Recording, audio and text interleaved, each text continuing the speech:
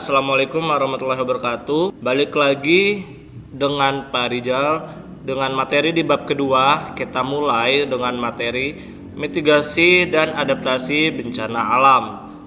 Materi ini adalah materi yang terbilang cukup penting karena berkaitan dengan tata cara penyelamatan jiwa manusia ketika terjadinya bencana alam. Ilmu-ilmu seperti ini perlu kita ketahui ketika nanti terjadi bencana alam. Kita tahu bagaimana tata cara untuk menyelamatkan diri, pertolongan pertama pada terjadinya sebuah bencana. Kita langsung mulai.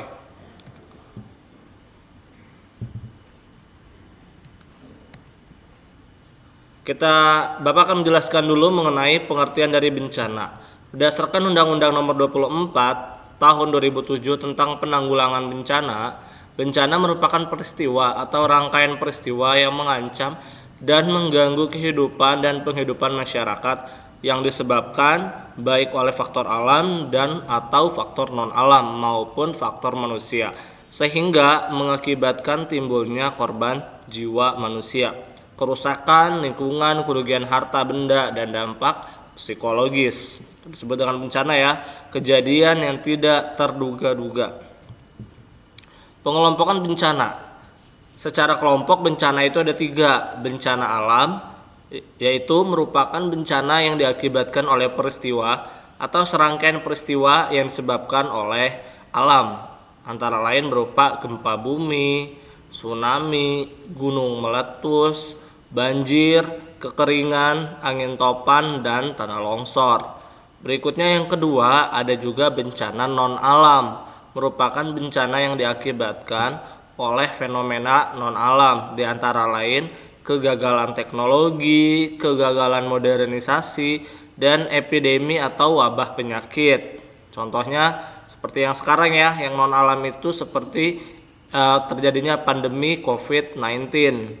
Yang ketiga ada bencana sosial, merupakan bencana yang diakibatkan oleh interaksi antar manusia yang meliputi konflik sosial antar kelompok atau konflik antar komunitas masyarakat dan terorisme. Contoh dari bencana sosial itu apa Pak? Peperangan. Contoh yang lainnya lagi terorisme. Konflik antara kelompok dengan kelompok itu termasuk juga ke dalam bencana, tapi bencananya berupa bencana sosial. Nah, kita lihat gambar-gambar berikut ini. Ini masuk ke dalam kelompok bencana yang mana ya? Kita lihat. Nah, yang ini untuk tulisannya coronavirus berarti dia masuk ke dalam bencana non alam. Coronavirus, apalagi yang kedua, radiasi nuklir itu non alam juga, apalagi. Kemudian bencana yang non alam itu ada juga kayak bom itu bisa dikategorikan non alam dan bisa dikategorikan juga sosial ya, karena dia pertengkaran dari 2 buah kelompok. Yang ini gambar apa nih? Kalau kita lihat ini gambarnya adalah gambar banjir. Kalau banjir berarti dia termasuk ke dalam kategori bencana alam karena faktor alam. Yang ketiga ini ada yang meledak. Kenapa ini ada meledak? Ternyata ada bom di sebuah, nih ada salibnya, berarti di sebuah gereja. Ini termasuk ke dalam bencana terorisme, berarti masuk ke dalam bencana yang berupa bencana sosial. Sekarang kita akan mengklasifikasikan jenis-jenis bencana alam. Kenapa harus diklasifikasikan? Supaya mudah untuk mengetahui spesifikasi atau klasifikasi dikelompokkan sama kita, bencana-bencana alamnya itu masuk ke dalam jenis apa aja. Yang pertama, bencana alam yang disebabkan oleh dinamika litosfer. Dinamika litosfer adalah dinamika yang terjadi di permukaan bumi. Yang pertama, letusan gunung api.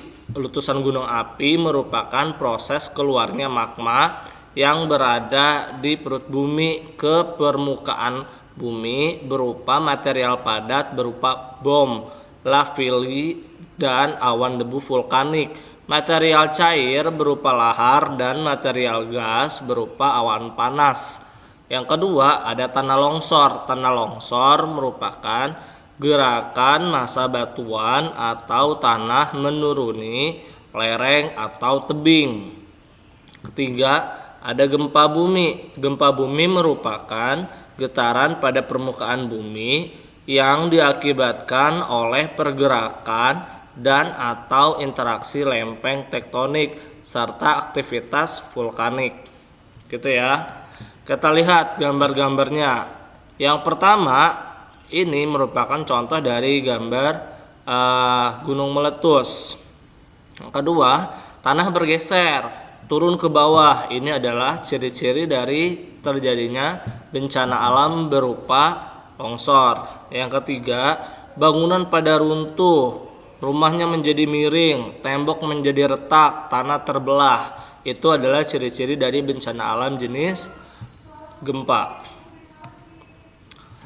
Yang berikutnya ada banjir. Banjir merupakan peristiwa meluapnya air sungai sehingga mengenangi wilayah daratan yang normalnya kering. Banjir umumnya terjadi ketika volume air pada sungai melebihi daya tampung sungai tersebut. Bisa diakibatkan oleh hujan yang deras, bisa juga diakibatkan oleh sungai yang tersumbat airnya sehingga meluber ke daratan. Yang berikutnya ada tsunami. Fenomena tsunami merupakan gelombang pasang yang terjadi akibat aktivitas tektonik dan letusan gunung api yang terdapat di dasar laut. Ada dua jenis nih tsunami yang pernah terjadi di Indonesia. Tsunami yang pernah terjadi di Aceh itu diakibatkan oleh aktivitas tektonik, pergeseran lempeng sehingga air yang ada di laut itu jatuh ke bawah dan mengakibatkan terjadinya gelombang balik, yaitu gelombang tsunami yang besar. Lalu ada juga tsunami yang terjadi kemarin tuh di Krakatau Steel di daerah Serang ya, di daerah Pantai Carita. Nah, di daerah Pantai Carita itu diakibatkan oleh terjadinya peristiwa letusan anak Gunung Krakatau. Walaupun letusannya tidak besar sehingga dia menyebabkan gempa dan menyebabkan tsunami laut. Nah, kita lihat gambarnya. Yang pertama ini adalah gambar banjir. Gambar banjir ini seperti ini ya, dia meluap, airnya yang tadinya di kali, di got-got meluap sehingga masuki kawasan jalanan. Yang kedua ini adalah tsunami. Tapi ini gambarannya tsunami yang berasal dari film ini. Tsunami yang sebenarnya tidak sampai seperti ini dia. Meluapnya dia perlahan, tapi dia mempunyai kekuatan yang cukup besar. Berikutnya bencana alam yang disebabkan oleh dinamika atmosfer dari jenis badai tropis.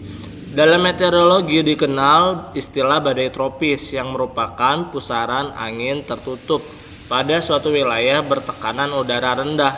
Kekuatan angin yang terjadi pada badai tropis dapat mencapai lebih dari 120 km per jam dengan jangkauan lebih dari 200 km dan berlangsung selama beberapa hari hingga lebih dari 1 minggu. Berikutnya ada tornado. Tornado adalah kolom udara yang berputar kencang yang membentuk hubungan antara awan cumulonimbus atau dalam kejadian langka dari dasar awan cumulus dengan permukaan tanah. Umumnya tornado mempunyai kecepatan angin 177 km per jam atau lebih dengan rata-rata jangkauan hanya 75 meter dan menempuh beberapa kilometer sebelum menghilang. Kalau badai tropis dia berlangsungnya berhari-hari. Tapi kalau tornado itu berupa pusaran angin yang diakibatkan oleh perbedaan tekanan udara. Itu di skala yang lebih kecil. Kalau badai tropis dia skalanya lebih besar. Misalkan perbedaan tekanan udaranya terjadi antara Australia dengan Indonesia, nanti bisa terjadi badai tropis gitu. Ini adalah contoh gambar-gambar dari yang ini adalah contoh dari gambar-gambar badai Dan yang satunya lagi adalah contoh dari gambar tornado. Tornado itu berbentuknya berputar-putar ya.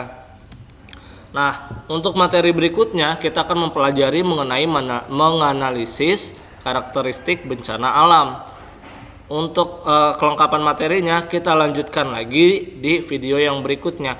Untuk hari ini pelajaran kita sudah cukup sampai di sini. Bapak tutup. Assalamualaikum warahmatullahi wabarakatuh.